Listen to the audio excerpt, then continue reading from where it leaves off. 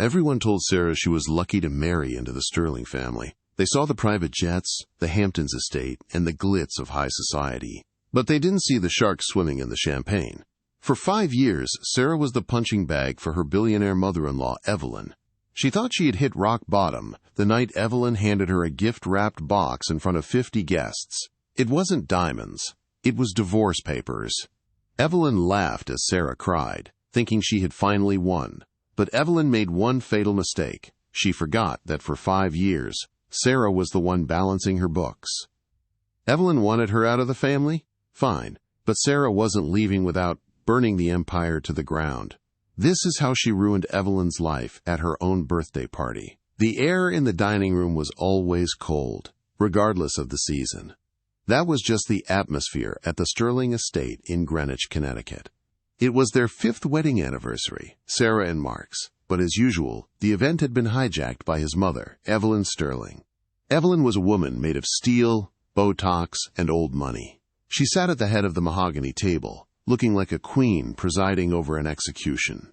The table was set for 12, though it was just family tonight. Sarah, Mark, Evelyn, her spineless second husband Robert, and, to Sarah's horror, Jessica.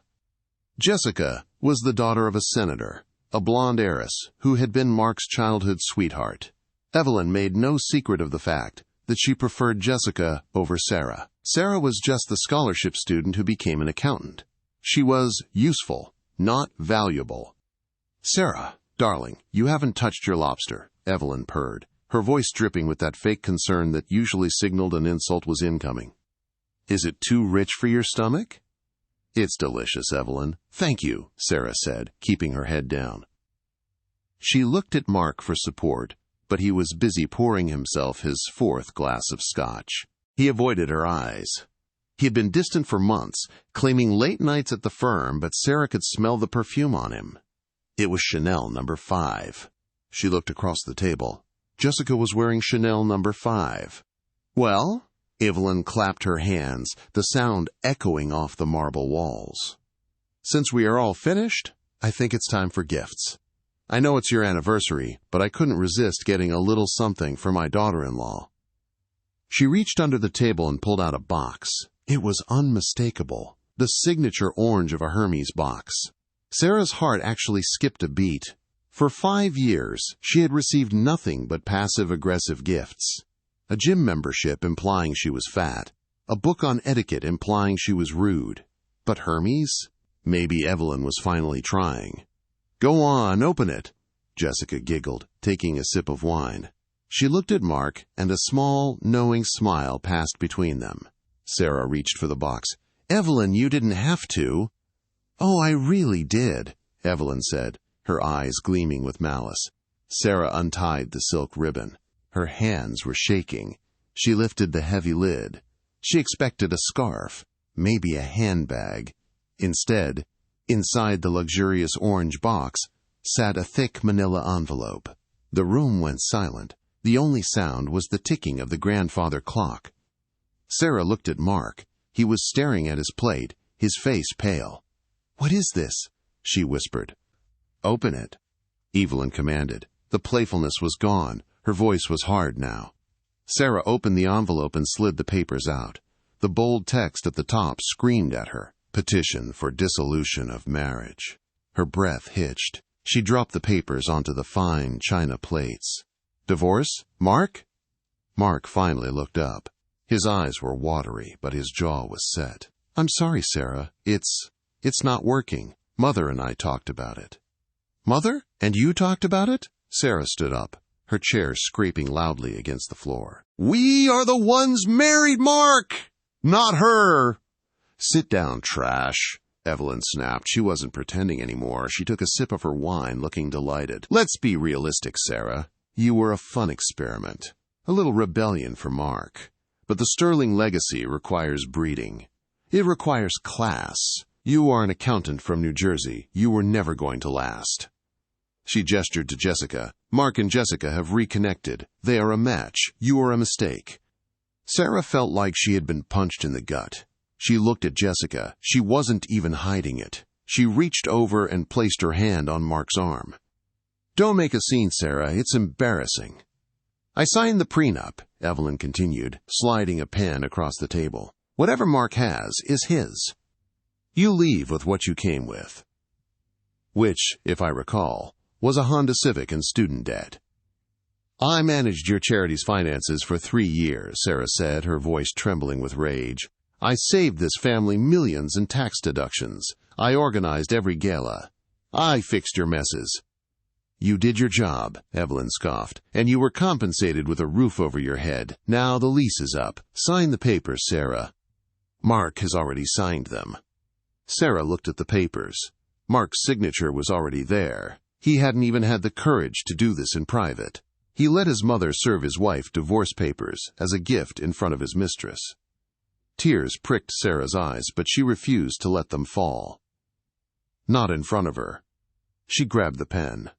Fine, she said. You want me out? I'm out. She signed the papers with aggressive strokes, nearly tearing the paper. She threw the pen down. Excellent, Evelyn smiled, picking up the papers and checking the signature like a bank teller. Your bags are already packed. The driver is waiting to take you. Well, wherever you people go, a motel, I assume. You're evil, Sarah spat out. Both of you. I'm rich, dear, Evelyn winked. There's a difference. Now get out of my house. Sarah turned and ran. She didn't look back at Mark. She didn't look back at the luxury she was leaving behind. She grabbed her purse and stormed out the front door. The driver, a kind man named Henry, who had always been nice to her, looked sympathetic as he opened the door of the town car. Where to, Mrs. Sterling? Or, Ms. Miller? He asked quietly. Just drive, Henry, she sobbed. Just get me away from these monsters. As the car pulled away, Sarah saw them through the window. Evelyn was raising a toast to Jessica. Mark was kissing her cheek. They were celebrating her destruction, but as she sat in the dark back seat, wiping her mascara-stained cheeks, a thought struck her. A cold, hard realization that cut through the sadness. Evelyn mentioned Sarah did her job. She admitted Sarah handled the finances. Sarah stopped crying. When she had packed her things earlier that week for a business trip she was supposed to take, she had backed up her laptop. Her personal laptop. Because Sarah was the one who managed the Sterling Hope Foundation, the family charity. She was the only one who understood the spreadsheets. Evelyn was too arrogant to learn Excel, and Mark was too lazy to read the ledgers. She knew where the bodies were buried. Sarah reached into her bag and clutched the USB drive attached to her keychain. Evelyn thought she had thrown out the trash. She didn't realize she had just handed the nuclear codes to the enemy. The motel was disgusting. It was the kind of place where the carpet felt damp, and the neon sign outside buzzed with an irritating hum that drilled into her brain. It was a far cry from the silk sheets of the Sterling estate, but it was the only place Sarah could afford with the cash in her wallet. Evelyn had been thorough. By the time Sarah checked her bank account on her phone, the joint cards had been canceled. Access to the shared checking account? Revoked. She had stranded Sarah with nothing but $400 and her clothes. For the first 3 days, Sarah didn't leave the room. She lay in bed, staring at the water stains on the ceiling, replaying the humiliation. Mark's silence, Jessica's smirk, Evelyn's laugh. She mourned the marriage she thought she had. She realized Mark hadn't just turned on her that night. He had been checking out for years. Sarah was just the housekeeper, the accountant, the woman who made sure his life ran smoothly while he played the playboy. But on the 4th day, the sadness turned into something else. It curdled into a cold, hard rage. Sarah sat up. She was hungry. She was broke. And she was furious. Get it together, Sarah, she whispered to the empty room. She opened her suitcase. Evelyn had said the bags were packed, but she had let the maids do it. And the maids liked Sarah. Hidden at the bottom of the suitcase, beneath her sweaters, was her old laptop. It wasn't the company-issued one Evelyn had confiscated. It was her old MacBook from college. She booted it up. It wheezed and struggled. But the screen flickered to life. She plugged in the USB drive. This drive contained the backup of the Sterling Hope Foundation accounts. Sarah had made the copy 2 weeks ago because the main server was acting up. She never intended to use it against them. She had been a good wife. a loyal employee. She opened the spreadsheet titled Master Ledger 2024, XLSX. At first glance, everything looked normal. The foundation raised about $10 million a year for underprivileged youth in the arts. They held galas, took donations, and cut checks to schools. But Sarah knew Evelyn. She didn't do anything out of the goodness of her heart. Sarah started digging into the miscellaneous expenses and the consulting fees. She spent 12 hours straight staring at that screen. She drank lukewarm tap water and ate vending machine crackers. Her eyes burned. And then she found it. Row 4502. A payment of $250,000 to a consulting firm called Blue Horizon Limited, Row 4608. A payment of $175,000 to Blue Horizon Limited. She searched for Blue Horizon. It was registered in the Cayman Islands. She cross-referenced the dates. Every time a payment was made to Blue Horizon, Evelyn took a vacation. May 12th, $200,000 outgoing. May 14th. Evelyn is photographed in Monaco, wearing a new diamond necklace worth roughly $200,000. August 3rd, $350,000 outgoing. August 5th, Mark buys a new Aston Martin. Sarah's heart hammered against her ribs. They weren't just spending their own money. The Sterling family fortune had been dwindling for years. She knew that. They were house rich, cash poor. To maintain their lifestyle, Evelyn was siphoning money from the charity. This wasn't just unethical. This was federal fraud. This was embezzlement. This was prison time. But Sarah needed more than just numbers. She needed a link. She needed to prove Blue Horizon was Evelyn. She hacked away at the keyboard. She wasn't a professional hacker, but she knew Mark's passwords. He used the same password for everything. Jessica, 1998. The fact that he used his mistress's name and birth year as a password while they were married made her want to vomit, but right now it was her weapon. She logged into Mark's email. He was lazy. He never deleted anything. She searched Blue Horizon. Bingo. An email from Evelyn to Mark, dated 3 years ago. Subject: The setup is complete. Body: Mark, the lawyers finished the paperwork for Blue Horizon. I've listed you as the silent director so my name doesn't appear. We can start moving the ball, donations, next week. Don't tell Sarah. She's too much of a goody two-shoes to understand how real business works. Sarah sat back, stunned. There it was. The smoking gun. Evelyn had framed Mark as the director of the shell company, but the email proved she orchestrated it. If this came out, Mark would go to jail, and Evelyn would go down with him. They had stolen over $4 million from sick kids and art students to buy cars and jewelry. Sarah looked at the date on her computer. November 15th. Evelyn's birthday was December 2nd. The Diamond Jubilee. It was going to be the social event of the season. She was renting out the Grand Ballroom at the Plaza Hotel in New York City. The press would be there. The senator, Jessica's father, would be there. The entire elite of the East Coast would be watching. A slow smile spread across Sarah's face. It was the first time she had smiled in days. Evelyn wanted a divorce? She got it. She wanted Sarah out of the family? Done. But she made the mistake of thinking Sarah was weak. She thought she could discard her like an old receipt. Sarah closed the laptop. She had 2 weeks. She needed a dress. She needed an invitation. And she needed to make sure that when she walked into that ballroom, she didn't look like the victim. She needed to look like the executioner. The following morning, Chloe met Sarah at a diner 3 blocks from the motel. Chloe looked as tired as Sarah felt, her eyes rimmed with red. But when she saw her former colleague, she slapped a thick binder onto the table. Floor plans, guest list, and the run-of-show schedule, Chloe whispered, sliding into the booth. Evelyn is planning a toast at 8:30 p.m. That's when she's going to announce the merger of the Sterling Foundation with Senator Davies, charity, Jessica's father. It's her power move.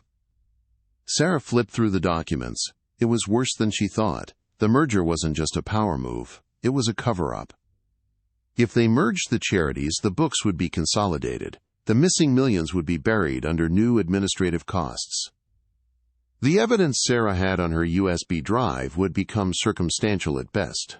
"I have to stop this before 8:30 p.m., Sarah said, tracing the timeline with her finger. "But Sarah—" Chloe hesitated, looking at Sarah's oversized sweatshirt and messy bun. "You can't just walk in there. Security is tight. They have a list of persona non grata. Your face is at the top. If they see you, they'll drag you out." "They won't see Sarah the accountant," Sarah said, her voice hardening. "They're going to see someone else." She reached into her bag and pulled out a small velvet box. Inside was the 3-carat diamond solitaire engagement ring Mark had given her 5 years ago. "I thought Evelyn made you sign a prenup?" Chloe asked. "She did. And she took the house, the car, and the accounts. But Mark bought this ring before we were engaged. Technically, it was a gift given prior to the marriage contract. It's mine." Sarah stood up. "I'll be back." She walked to the pawn shop across the street. The broker, a greasy man named Al, eyed the diamond with skepticism until he put his loupe to it. It was flawless, the one genuine thing Mark had ever given her. "12,000, Al grunted. "It's insured for 40, Sarah countered. 15, cash, no questions." "Deal." $15,000 wasn't a fortune to the Sterlings, but to a woman with nothing to lose, it was a war chest. For the next week, Sarah didn't sleep. She spent the days analyzing the stolen data, building a presentation that was simple, undeniable, and devastating. She created graphs that showed the money leaving the charity and entering the offshore accounts. She scanned the emails where Evelyn mocked the donors. She built a video reel that would destroy her reputation in 3 minutes flat. But the data was only half the battle. The other half was the packaging. Evelyn respected only one thing: power. If Sarah showed up looking like a beggar, Evelyn would win. Sarah went to a boutique in Soho that she used to handle the bookkeeping for. The owner, a fabulous woman named Renee, owed her a favor. "I need a weapon, Renee," Sarah told her. "Not a gun, a dress." Renee looked at her, then at the cash in her hand. She smiled. "I have something in the back. It was commissioned for a Hollywood actress who got canceled last week. It's aggressive." She pulled out a gown that made Sarah's breath catch. It wasn't black. Black was for mourning. This dress was crimson, a deep, blood-red silk that looked like liquid fire. It was strapless, with a slit that went dangerously high up the thigh and a structured bodice that looked like armor. Sarah put it on. She looked in the mirror and didn't recognize herself. The terrified wife was gone. The woman staring back was dangerous. "Perfect," she whispered. Next came the hair. Sarah cut her mousy brown locks into a sharp, angular bob and dyed it a jet black. With red lipstick and stilettos that could puncture a lung, she was transformed. The Plaza Hotel was glowing. Limousines lined Fifth Avenue, depositing men in tuxedos and women in diamonds. Paparazzi flashes popped like lightning storms. Sarah watched from the tinted window of the Uber she had taken to the back entrance. She wasn't walking the red carpet. Not yet. Chloe met her at the loading dock. She was wearing a headset and holding a clipboard, looking every bit the harried event planner she used to be. "Quick, before the catering manager sees you," she hissed. She ushered Sarah through the steaming, chaotic kitchens. Chefs were shouting. Waiters were balancing trays of caviar, and the smell of truffle oil was overwhelming. Sarah held the skirt of her red dress up, dodging a cart full of champagne glasses. "Service elevator B," Chloe pointed. "Take it to the 3rd floor. That opens into the hallway behind the main stage. Stay in the shadows until 8:25 p.m. "Got it." "Sarah," Chloe grabbed her arm. "Be careful. Mark has extra security tonight because of the senator, if they catch you before the video plays." "They won't," Sarah promised. The elevator ride was agonizingly slow. When the doors opened, the muffled sound of a string quartet and the hum of hundreds of voices hit her. She stepped out into a dimly lit corridor, draped in heavy velvet curtains. She peered through a gap in the fabric. The grand ballroom was breathtaking. Crystal chandeliers the size of cars hung from the gold leaf ceiling. The tables were decked in white roses, thousands of them, and there they were, the royal court. Evelyn sat at the center table, wearing a silver gown that cost more than Sarah's parents' house. She was laughing, holding court, looking every inch the benevolent matriarch. Mark was standing by the bar, looking handsome and hollow in his tuxedo. Jessica was clinging to his arm like a barnacle. She was wearing white, a subtle hint to the press that a wedding was imminent. Sarah felt a spike of adrenaline. They were drinking champagne, paid for by the money meant for leukemia research. She checked her phone. 8:15 p.m. She had 10 minutes. She needed to get closer to the stage without being seen. She moved along the perimeter of the room, using the large floral arrangements as cover. She felt like a spy in a movie, except the danger was real. Suddenly, a hand grabbed her elbow. Sarah froze. "Excuse me, miss, you can't be back here," a deep voice rumbled. She turned slowly. It was a security guard, a massive man with an earpiece. He looked at her, scanning for a badge. Then, he looked at her face. He frowned. "Wait, aren't you?" Sarah didn't let him finish. She channeled every ounce of confidence she had faked for years at board meetings. "I am the surprise musical guest." She lied smoothly, affecting a slight British accent. "And if you delay me, Evelyn Sterling will have your badge." "Do you know how much she paid for this appearance?" The guard hesitated. The dress, the hair, the attitude. She didn't look like the ex-wife he might have been briefed on. She looked like talent. "I wasn't informed of a singer," he grunted. "That's why it's a surprise," Sarah snapped, pulling her arm away. "Now, step aside. I need to prepare for my entrance." He blinked, confused by her aggression. Right. Sorry, ma'am. Break a leg." He walked away. Sarah let out a breath she didn't know she was holding. She made it to the side of the stage. She could see Chloe in the AV booth high above the balcony. She gave her a tiny thumbs up. The USB drive was plugged in. "Ladies and gentlemen," a voice boomed over the speakers. The room went quiet. Robert, Evelyn's husband, stood at the microphone. "Please take your seats. It is time to honor the woman of the hour, the heart of this family, Evelyn Sterling." Applause thundered. Evelyn stood up, feigning modesty, and walked to the stage. The spotlight hit her. She looked triumphant. Thank you, she beamed. "Oh, stop it, you're too kind. Tonight is about family. It's about legacy." Sarah stepped out from behind the curtain, standing just in the shadows of the stage wings. She was 5 feet away from her enemy. "And speaking of family," Evelyn continued, "I have a very special announcement. Tonight, we aren't just celebrating my birthday. We are celebrating the future. I am thrilled to announce the engagement of my son Mark to the lovely Jessica Davies." The crowd gasped in delight. Jessica squealed and held up her hand. It was Sarah's ring. Jessica was wearing the diamond ring Mark had taken off Sarah's finger. The rage that exploded in Sarah's chest was blinding. That was it. No more waiting. Evelyn raised her glass. To a new chapter free of the burdens of the past. Sarah stepped into the light. The click of Sarah's heels on the hardwood stage was loud enough to be heard over the dying applause. "A new chapter," she said, her voice projecting clearly without a microphone. "That sounds lovely, Evelyn. But don't you think we should finish reading the old one first?" The room went deadly silent. Evelyn spun around. Her smile didn't just drop. It evaporated. She looked at Sarah, squinting against the spotlight, trying to process what she was seeing. The red dress, the black hair, the fury. "Who?" she started. Then, recognition dawned. Her eyes went wide. "Sarah?" A ripple went through the crowd. Murmurs of, "Is that the wife?" and, "Oh my God, look at her dress," filled the air. Mark dropped his champagne glass. It shattered on the floor, the sound echoing like a gunshot.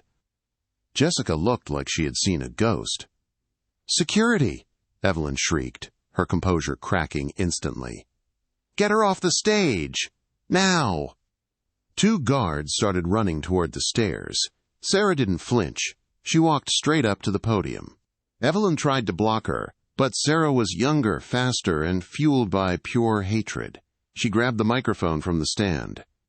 "Don't worry, Evelyn," Sarah purred, her voice booming through the massive speakers, reaching every corner of the ballroom. "I'm not staying. I just forgot to give you my birthday present." "Cut the mic!" Evelyn screamed at the sound booth. "Cut it now!" But up in the booth, Chloe's ex-boyfriend was leaning back, with his arms crossed, ignoring his headset. "You gifted me divorce papers for our anniversary," Sarah said to the crowd, turning to face the hundreds of stunned elites. "A very thoughtful gift.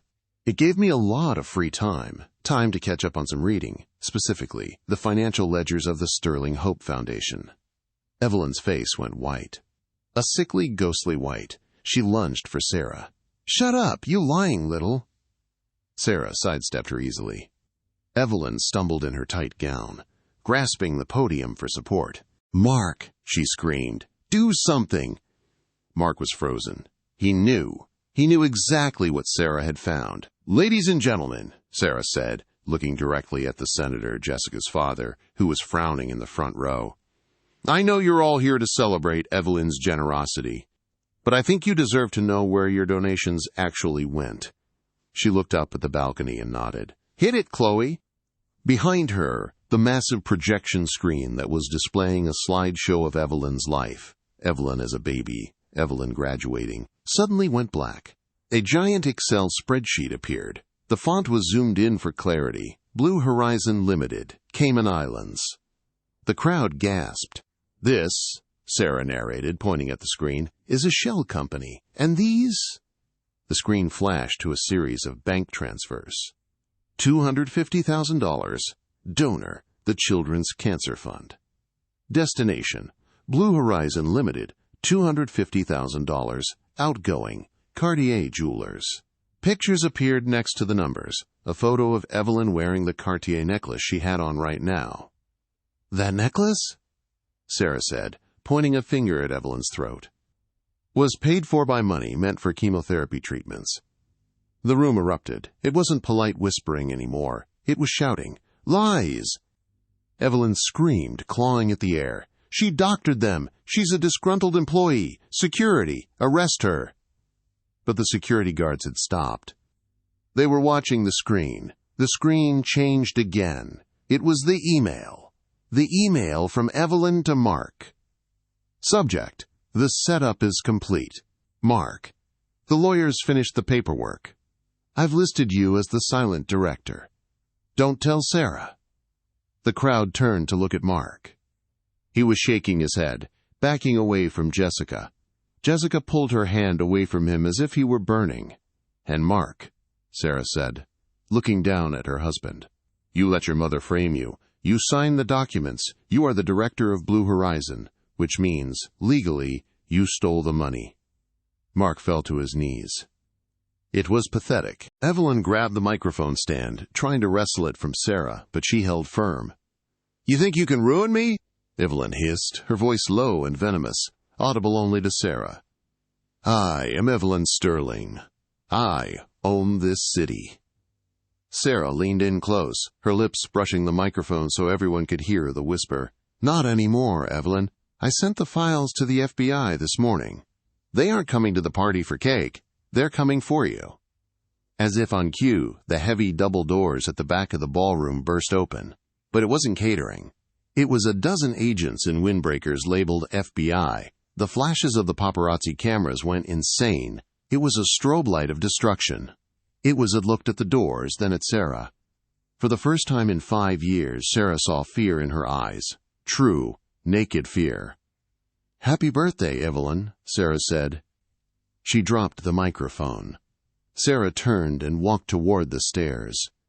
The sea of people parted for her. She walked past Jessica, who was crying, mascara running down her face. She walked past Mark, who was hyperventilating on the floor. She walked toward the exit, her red dress flowing behind her like a victory flag. But just as she reached the doors, she heard a voice. "Sarah, wait!" It was Mark. He had scrambled to his feet and was running after her, ignoring the FBI agents who were swarming the stage to cuff his mother. "Sarah, please, you have to help me. I didn't know. She made me do it." Sarah stopped. She turned around slowly. The entire room watched. The FBI agents paused for a split second. Mark looked at her with pleading eyes. "We're married, Sarah. Spousal privilege. You don't have to testify. Please, baby. I love you. It was a mistake. Jessica meant nothing." He reached for her hand. Sarah looked at his hand. Then she looked at Jessica, who was watching in horror as her fiancé begged his ex-wife. This was the final twist. The moment she could show mercy. She smiled. It was cold as ice. "Actually, Mark," she said, loud enough for the agents to hear, "we aren't married. I signed the divorce papers last week. Remember? It was a gift." She reached into her purse, pulled out the copy of the signed papers, and threw them in his face. "I'm not your wife. I'm the witness." She turned and walked out the door into the cool New York night, leaving the chaos behind her. The months following the birthday party were a blur of flashbulbs, subpoenas, and headlines. The press dubbed it the Sterling Scandal, but the tabloids had a different name for Sarah, the lady in red. That photo of her standing on the stage, finger pointed in accusation while Evelyn cowered, became the most shared image of the year. While Evelyn and Mark were trading their silk sheets for prison cots in holding, Sarah was sitting in the office of the district attorney. They offered her immunity in exchange for her testimony, but she didn't need it. She hadn't done anything wrong. She was the whistleblower. The trial began 6 months later in the Federal District Court of Manhattan. It was the hottest ticket in town. People were camping out on the courthouse steps just to get a glimpse of Evelyn Sterling, the fallen queen of society, doing the perp walk in handcuffs. Sarah arrived on the first day in a sleek, navy blue power suit. No more red. The red dress had done its job. It had declared war. The blue suit was here to finish it. When she entered the courtroom, the air was thick enough to choke on. Evelyn sat at the defense table. She looked diminished. Her hair, usually dyed a rich chestnut, was showing aggressive roots of gray. She wasn't wearing Chanel. She was wearing a court-appropriate beige cardigan that looked itchy. Mark sat 2 chairs away from her. They weren't looking at each other. Sarah's lawyer had told her their defense strategy, the blame game. Evelyn was claiming she was a senile old woman who didn't understand technology, and that her son, the business director, had manipulated her. Mark was claiming he was a victim of coercive control by his domineering mother. They were eating each other alive. The prosecutor, a sharp-as-a-tack woman named Attorney Vance, called Sarah to the stand on the 3rd day. "State your name for the record," she said. "Sarah Miller," she said clearly. She had legally changed her name back the day the divorce was finalized. "Ms. Miller, can you explain your relationship to the defendants?" "I was the daughter-in-law of Evelyn Sterling and the wife of Mark Sterling for 5 years. I also served as the unofficial accountant for the Sterling Hope Foundation." "And what did you find in the ledgers?" For the next 3 hours, Sarah walked the jury through the crime. She didn't use emotional language. She didn't cry. She used math. She showed them how the dates of the withdrawals aligned perfectly with the Sterlings' lavish lifestyle. Then came the cross-examination. Evelyn's lawyer, a high-priced pit bull named Mr. Thorne, stood up. He buttoned his jacket and smirked at Sarah. He was going to try to paint her as the scorned woman. "Ms. Miller," Thorne began, pacing in front of the jury box. "Let's be honest. You were angry, weren't you? Your husband left you for a younger, wealthier woman. His mother gave you divorce papers as a gift. You wanted revenge." "I wanted justice," Sarah corrected him calmly. "Is there a difference?" Thorne snapped. "You stole data from a private server. You humiliated them publicly. Isn't it true that you doctored those spreadsheets to frame my client because you were bitter about being cut out of the will?" The jury looked at Sarah. This was the pivotal moment. If she looked crazy, Evelyn might walk. She took a sip of water. She looked Thorne in the eye. "Mr. Thorne, I was the one who balanced Evelyn's checkbook for 5 years because she couldn't figure out how to tip a waiter. Do you really believe she didn't notice $4 million missing? Or do you believe she didn't notice the new yacht docked in the harbor?" Thorne paused. "We are talking about your motivation." "My motivation," Sarah said, turning to address the jury directly, "was seeing a letter from the Children's Hospital thanking the foundation for a donation that never arrived. A donation that was used to buy the alligator skin briefcase sitting on your desk right now." The courtroom gasped. Thorne looked down at his briefcase. It was indeed alligator skin, and it was a gift from Evelyn. "Objection!" Thorne shouted, turning red. "Overruled," the judge said, hiding a smile. But the real drama happened when Mark took the stand. He was a wreck. He had lost 15 pounds, and his eyes were hollow. Attorney Vance grilled him. "Mr. Sterling, you claim your mother forced you to sign the documents for Blue Horizon. Did she hold a gun to your head?" "No," Mark whispered, "but she threatened to cut me off. She said I was useless without her money." "And yet," Vance pressed, "you used the stolen funds to buy a penthouse for your mistress, Jessica Davies. Did your mother force you to do that too?" Mark looked at Jessica, who was sitting in the back row of the gallery wearing oversized sunglasses and trying to be invisible. "No," Mark sobbed, "I did that." "So you were a willing participant in the fraud?" I just wanted to be happy. Sarah was always working, always tired. Jessica was fun. Mother said we deserve the money." "So your mother did tell you to take it?" "Yes," Mark screamed, pointing at Evelyn. "She told me how to structure the shell company. She wrote the emails. She said the donors were idiots who wouldn't notice. She called them sheep." Evelyn slammed her hand on the table. "You traitorous little coward! I gave you everything."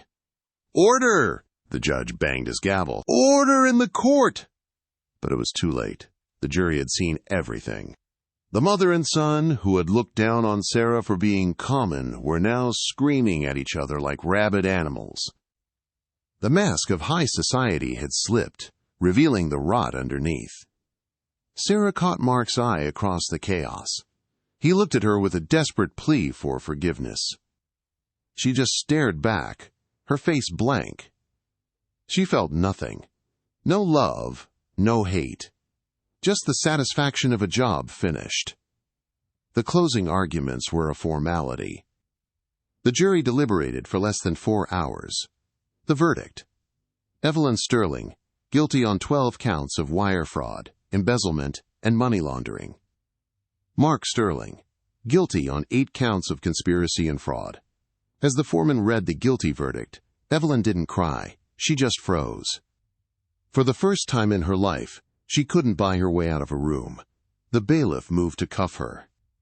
She flinched as the cold metal touched her wrists that had only ever known diamonds. Mark put his head on the table and wept. Sarah stood up, smoothed her skirt, and walked out of the courtroom. The reporters swarmed her, microphones thrust in her face. Sarah, how do you feel? Do you have a statement?" She stopped at the bottom of the courthouse steps. She looked into the cameras. "They underestimated me," she said simply. "They thought I was just the help. They forgot that the help sees everything. They say the best revenge is living well, but Sarah found that the adage was incomplete. Living well is the result. The revenge is the act of rendering your enemies irrelevant. It is the quiet, methodical process of erasing them from the narrative until they are nothing more than cautionary footnotes in your biography." In the months immediately following the verdict, the dismantling of the Sterling Empire wasn't just a legal procedure. It was a cultural event. The federal government seized everything to pay back the millions stolen from the charity. The yacht, the fleet of luxury cars, the extensive art collection containing questionable Picassos, it all went under the hammer. Sarah remembered the day of the estate auction vividly. She hadn't planned on going. She told herself she was done with that house and the ghosts that haunted its hallways. But curiosity is a powerful gravitational force. It was a cold, sharp pull that dragged her back to Greenwich one last time, not as a resident, but as a spectator. The lawn, where she used to nervously host garden parties for Evelyn's judgmental friends, was now a ruin of mud and tire tracks from heavy moving trucks. The front doors, usually guarded like the entrance to a fortress, were propped open with rubber doorstops. Strangers, antique dealers with loops around their necks, bargain hunters and windbreakers, and nosy neighbors who had always envied the Sterlings, were tramping through the halls with muddy boots. Sarah walked into the dining room. The air was still cold. That unnatural chill had never left, but the grandeur was gone. The room looked small. The mahogany table, the very table where Evelyn had slid the divorce papers across to her, mocking her poverty and background, was tagged with a bright yellow sticker. Lot 405. Starting bid, $800. Sarah stood in the corner, her coat pulled tight, watching a young couple inspect it. They were arguing in hushed tones about whether the dark wood would clash with their modern apartment in Brooklyn. They ran their hands over the surface, oblivious to the cruelty that wood had absorbed. They didn't know about the tears Sarah had swallowed while sitting there. They didn't know about the silence that had suffocated a marriage.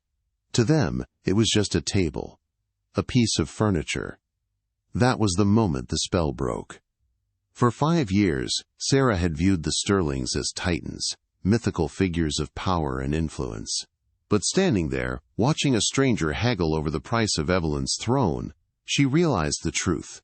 They weren't monsters. They weren't gods. They were just people who bought expensive things to hide their cheap souls. And now, without the things, they were nothing. Sarah left the auction without placing a single bid. She didn't need a souvenir to remember the pain, and she didn't need a trophy to prove she had won. Her freedom was the only prize that mattered. 5 years have passed since that day. The world moved on, as it always does, but the trajectories of the players in this drama diverged sharply. Evelyn is currently inmate number 89,402 at a federal correctional facility in West Virginia. Sarah never visited. She had no desire to look back. But in the circle of New York elites, news travels faster than light. The gossip from the prison guards filtered out through lawyers and landed in the tabloids. The woman who once fired a maid for making direct eye contact now scrubs cafeteria floors for 12 cents an hour. Rumor had it that during her first year, Evelyn tried to organize the other inmates. She attempted to hold seminars on proper table etiquette in the common room, deluding herself into thinking she was a political prisoner rather than a common thief. The other inmates didn't view her as a matriarch. They viewed her as entertainment. They called her the Duchess behind her back, mocking her accent, and stole her dessert trays when she wasn't looking. Her vanity, once her armor, had become her prison within a prison. Without the Botox, the specialized dermatologists, the laser treatments, and the couture, the Evelyn Sterling everyone feared had physically ceased to exist. She was just an angry, gray-haired woman with brittle nails, shouting at concrete walls that didn't care who she used to be. She was alone with the one person she hated most, herself. And Mark? Mark fared even worse because he was weak. He is serving his sentence in a low-security facility in Pennsylvania. About a year into his term, Sarah received a letter. The envelope was cheap, the paper rough. The handwriting was shaky, desperate, lacking the arrogant flourish of the man who used to sign checks without looking at the amount. It was 5 pages of excuses. He blamed his mother for controlling him. He blamed the pressure of the family name. He blamed the lawyers. Then, on the final page, the begging began. He wrote about how Jessica had abandoned him before the trial even ended. He wrote about how cold it was at night and how the noise of the cell block kept him awake. He actually asked, if Sarah could put money on his commissary account because he missed the taste of decent coffee and wanted to buy brand-name toothpaste. Sarah read the letter while standing in the kitchen of her own brownstone, drinking a cup of premium roasted coffee she had ground herself. The morning sun was streaming through the window, warming the floorboards. She didn't burn the letter. That would have been dramatic, and she was done with drama. Burning it would imply it had ignited some emotion in her. Instead, she felt a profound, hollow indifference. She simply dropped it into the recycling bin, right on top of a junk mail flyer for a pizza delivery place. He wasn't a villain anymore. He was just debris. He wasn't worth the match. Jessica, true to form, survived like a cockroach in a nuclear winter. She managed to avoid prison time by turning state's evidence against Mark early on, claiming she was just a naive girlfriend who knew nothing of the fraud. She rebranded herself as a wellness influencer, peddling the narrative that she was a survivor of the sterling manipulation. 3 months ago, she married an oil tycoon in Texas. Sarah saw the photos online. It was a lavish ceremony, bigger than the Sterling's events ever were. Jessica looked beautiful, but if you zoomed in on her eyes, you could see it. The terror. She was constantly scanning the room, her smile tight. She knew that she was one bad mood away from being discarded by her new billionaire. She lived in a golden cage of her own making, terrified that somewhere, someone had another USB drive, another receipt, another secret that could ruin her life. She had traded one anxiety for another. As for Sarah, the scandal didn't destroy her, it forged her. The media attention was intense, but unlike the Sterlings, Sarah understood how to control the narrative. She didn't hide. She wrote a book, The Ledger of Lies, detailing exactly how she uncovered the fraud. It wasn't a tell-all salacious gossip book about her marriage. It was a manual on financial empowerment for women. It became a New York Times bestseller and stayed on the list for 20 weeks. With the royalties and the speaking fees, she didn't just buy a house, she built a legacy. She launched her own firm, Miller & Associates. They weren't a traditional accounting firm. They didn't do corporate taxes for faceless conglomerates. They specialized in forensic accounting for high-conflict divorces. Her clients were almost exclusively women, wives who had been told they were crazy for asking questions, wives who were handed allowances like children while their husbands bought sports cars, wives who suspected their partners were hiding assets in the Cayman Islands or crypto wallets. Sarah found the money. She always found the money. She knew exactly where men like Mark and Evelyn hid their sins. Her office is in Midtown Manhattan. It is the antithesis of the Sterling estate. It is bright, airy, filled with modern art and living plants. There is no dark mahogany. There are no shadows. She was sitting at her desk late one rainy Tuesday when a new client walked in. The young woman, maybe 24, was clutching a designer handbag like a shield. She was trembling, trying to hide a bruise on her arm with a thick cardigan. "My husband says I'm bad with numbers," the girl whispered, tears welling in her eyes, terrified to even speak the words aloud. "He says if I leave him, I'll have nothing. He says he owns everything, the house, the cars, the accounts. He says I'm penniless." Sarah stood up and walked around her desk. She didn't look down at the girl. She looked her in the eye. She sat in the chair next to her and took her hand. "He's lying," Sarah told her, channeling the strength she wished someone had given her 5 years ago in that cold dining room. "He is banking on your fear. He thinks you are weak. But you came here, which means you are already stronger than he thinks. We are going to audit his life. We are going to turn over every rock. And you aren't leaving with nothing. You're leaving with exactly what you deserve." That is Sarah's life now. Every case she wins feels like another brick pulled out of the wall that abusive partners try to build around women. She isn't just an accountant. She is an equalizer. And she didn't do it alone. Henry, the driver who had opened the door for her on the worst night of her life, who had offered her kindness when she had nothing to offer in return. When the Sterling estate collapsed, Henry was the first person she called. She hired him as her head of security, but over the years the partition between the front seat and the back seat dissolved. It was a slow burn. It wasn't the fiery, toxic passion she had with Mark. It was steady. It was safe.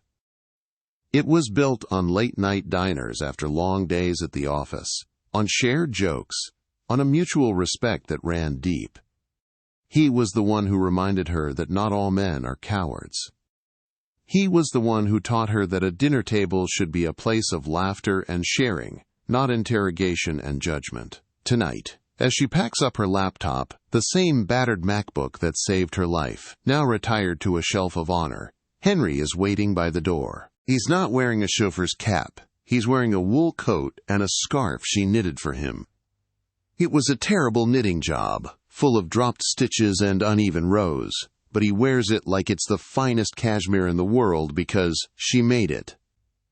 "Ready to go, Sarah?" he asks. His voice is warm, a sound that makes the lingering tension in her shoulders melt away. He doesn't look at her like an asset or an acquisition. He looks at her. "Ready?" she smiles, grabbing her coat. "I made reservations at that Italian place you like," he says as they walk to the elevator, his hand resting gently on the small of her back. "And before you ask, yes, I called ahead to make sure they saved the last slice of tiramisu." She takes his arm. It feels solid. It feels real. As they step out of the building into the cool New York night, the city lights are dazzling, reflecting off the wet pavement. Sarah looks up.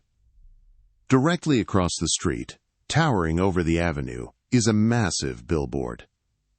It is an advertisement for her firm. It features a photo of Sarah, looking fierce and professional in her navy suit.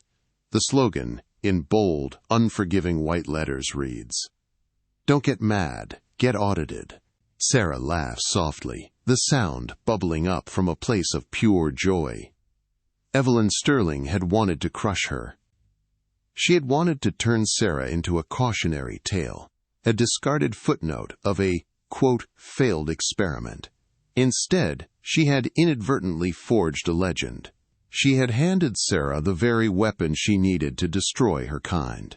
Evelyn had taught Sarah that the world is full of sharks, but she forgot to teach her that sharks can be hunted. The air is crisp, smelling of rain and asphalt and endless possibility. Sarah takes a deep breath. It tastes like victory. She survived the tank. She drained the water. And now, she is the one building the ocean. She looks at Henry, she looks at the city that is finally hers, and she realizes the ledger is finally perfectly balanced. Case closed. And that is how Sarah turned her tragedy into a triumph. She proved that you should never underestimate the quiet ones, especially the ones who handle your money. The Sterlings thought they were untouchable, but they learned the hard way that the truth always balances the books in the end. What do you think? Did Evelyn get what she deserved, or was 15 years too lenient? And would you have forgiven Mark, or did Sarah do the right thing by walking away? Let me know your thoughts in the comments below. If you enjoyed this story of justice and revenge, please smash that like button. It really helps the channel grow. And if you haven't already, hit subscribe and ring the bell so you never miss a new story. We post brand new drama every single day. Thanks for listening, and remember, karma is real, and sometimes she carries a calculator. See you in the next video.